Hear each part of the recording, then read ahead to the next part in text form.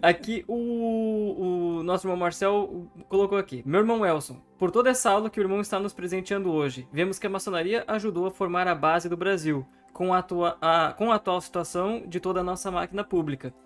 Não nos cabe como maçons a reflexão de que não foi por isso que lutamos? Ou seja, pensamos em algo bom, justo e perfeito para todos e hoje temos algo que prestigia e funciona para poucos.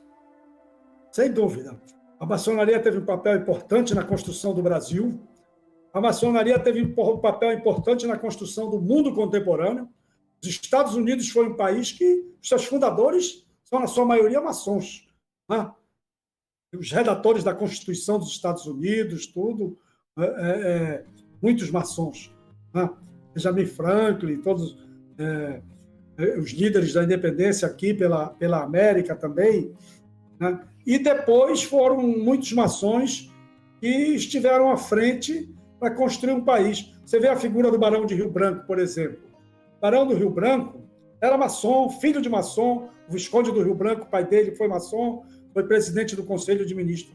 O Barão do Rio Branco montou a estrutura diplomática do Brasil, a diplomacia do Brasil, negociou as fronteiras do Brasil, garantiu o tamanho desse país, né?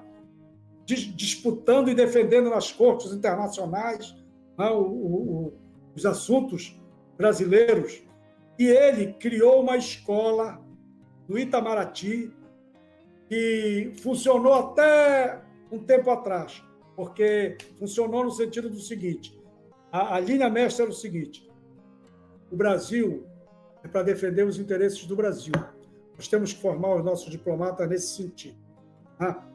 Depois é que começaram alguns vieses de alinhamento aqui ou alinhamento ali. A tese do Barão do Branco: o Brasil não tem que ter alinhamento. O Brasil tem que defender os seus interesses. E o que é bom para o Brasil, concordamos. O que não é bom, não concordamos. E não concordar por motivo ideológico, isso ou aquilo, apoiar tal e tal coisa, e brigar, às vezes, com um país amigo que pode ter uma boa relação, ajudar. Então, o Itamaraty se guiou muito por isso. O Barão do Rio Branco estruturou isso, e a diplomacia brasileira é conhecida no mundo por ser muito hábil. Né? Então, você vê o papel que um homem desse teve. Joaquim Nabuco foi um pensador que ajudou muito aquele país que era vamos dizer assim, uma grande fazenda de escravos, se tornar num país respeitado, que hoje é uma das maiores economias do mundo. Né? Enfim, lógico que com todos os problemas que tem, mas o mundo vai ter sempre problema. De fato. E acho interessante uma coisa até que o irmão Marcel abordou aqui, o irmão também abordou um pouquinho. Quem sabe talvez essa seja a oportunidade da maçonaria hoje, de demonstrar à sociedade que eu posso discordar de uma outra pessoa sem que a gente precise brigar para isso. Que a gente possa juntos construir eu com a minha opinião, a outra pessoa com a opinião dela, e a gente juntos construir uma síntese. Eu vejo que hoje um dos principais problemas do Brasil é justamente esse. Eu estou fechado na minha bolha, eu não saio da minha bolha e eu só converso com pessoas que estão na minha bolha. E dentro da maçonaria, a gente vê justamente o contrário disso. A gente tem irmãos que são, por exemplo, tratando já colocando o nome aos bois, né?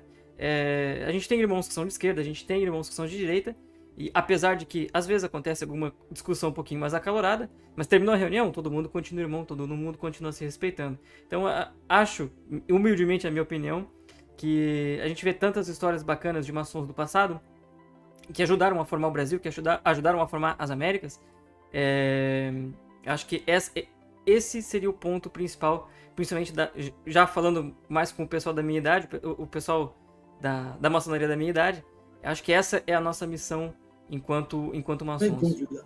Veja bem, um dos princípios que nortearam o nascimento da maçonaria moderna foi esse. Em 1717, quando nasce a maçonaria atual, a forma que ela é atual, a Europa tinha saído no século XVII, né, de 1601 a 1700, de guerras religiosas. 2 séculos de guerra religiosa, 1500, 1600, guerras religiosas violentas, protestantes e católicos, isso e aquilo. guerras que devastaram a Alemanha, a França, né, dos huguenotes, Guerra dos 30 anos na Alemanha, etc. O que é que a maçonaria, nesse momento, início do século XVIII, vai pregar? Tolerância. Tolerância. E qualquer um pode ser maçom, pode ser protestante, pode ser católico, independente de religião, tá? Pode ser maçom. Então, a tolerância é algo muito importante. Tá? E, logicamente, a troca de ideias. Não significa que a sua ideia, no final, me convenceu. Poderá me convencer ou não. Se eu chegar à conclusão, realmente, o que ele falou tem mais lógica, é mais certo, tudo bem. Ou então, vamos misturar aqui as duas. Eu acho que aqui, que eu estou dizendo, vale, aqui não vale. Né? Ou, no final, tudo bem. Eu não concordo, você também não concorda comigo, mas não é por isso que a gente vai se matar também. Perfeito. É exatamente isso. Vamos tomar uma cerveja e vamos falar de outra coisa. Vamos para outro assunto. Então, a tolerância é uma coisa, um dos princípios básicos maçônicos, né? E como eu disse, a maçonaria ajudou a construir o Estado moderno europeu, norte-americano, brasileiro, tudo, baseado no pensamento liberal. Né? O pensamento liberal, ele não é só a liberdade econômica, mas é também a liberdade política, de ideias, para aí você ir aperfeiçoando as coisas e construindo algo melhor. Né? Perfeito.